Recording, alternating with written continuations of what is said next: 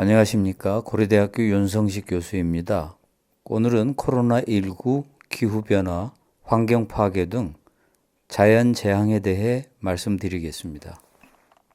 인간이 사육하는 가축과 야생동물 사이에는 여러 가지 차이점이 있다고 합니다.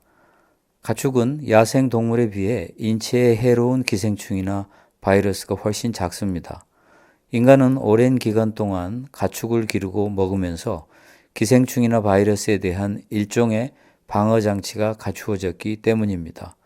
야생동물이 보유하고 있는 기생충이나 바이러스는 우리에게 치명적이고 우리는 항체 같은 방어 장치가 없습니다. 코로나19 바이러스가 야생동물에서 시작했다고 합니다. 인간이 가축에 만족하고 야생동물의 영역을 침범하지 않았다면 지금과 같은 대재앙은 없었을 것입니다. 인간이 야생동물의 서식지를 파괴하자 야생동물이 인간의 마을에 내려오기 시작했습니다. 뉴스를 보면 먹이를 잃은 북극곰이 동네에 와서 쓰레기통을 뒤집니다. 이들이 인간과 뒤섞이면서 코로나19 사태와 같은 재앙이 반복될 수 있습니다. 대재앙은 코로나19만이 아닙니다. 인간의 탐욕이 자연과 인간의 균형을 파괴한 결과 기후재앙과 같은 무서운 미래가 한 발 한 발 우리 앞으로 다가오고 있습니다.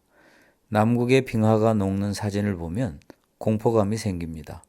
해수면이 높아져서 대도시가 물에 잠기는 것은 고사하고 기후이변으로 대한민국도 아프리카 못지않는 더위를 수년째 겪고 있습니다.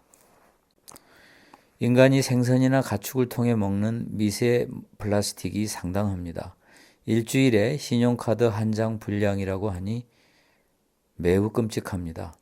미세먼지가 인간의 뇌에 침투한 사주는 보기만 해도 소름이 끼칩니다. 뇌를 회부하면 미세먼지에 의해 파괴된 뇌가 낱낱이 드러납니다. 우리는 한 발 한 발 재앙으로 가고 있지만 서서히 죽어가는지도 모르고 여전히 재앙에는 눈을 감은 채 눈앞의 탐욕에만 헌신합니다.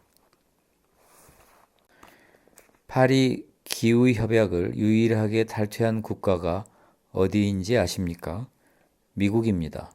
트럼프 대통령은 이런 것에는 신경도 쓰지 않는 탐욕과 무지의 상징입니다.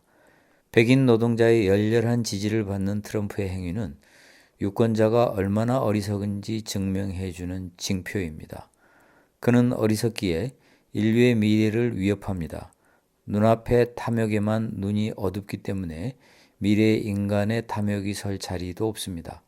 진정 욕심을 낼 거라면 기후협약을 지키면서 길게 봐야 합니다.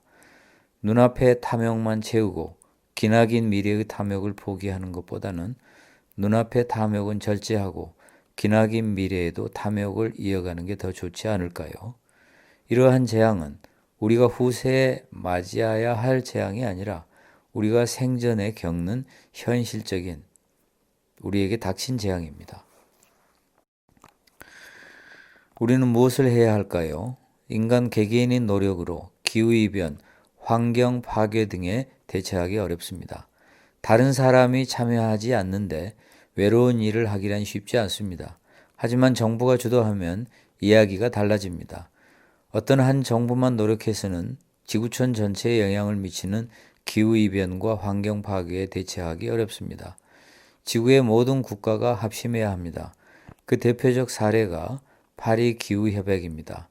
어렵게 성사된 이 노력이 무너졌으니 인간이 스스로 협력하여 미래에 대처한다는 것이 얼마나 어려운 일인지 알 수 있습니다. 미국에서 자살 직전 구출된 사람을 조사했더니 죽음 직전에 모두 자살을 후회했다고 합니다.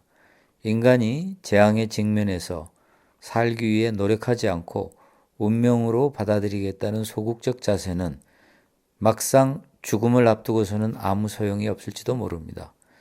사형수가 교수대에 가는 길목에 있는 물 웅덩이를 애써 피해 가려고 하더랍니다.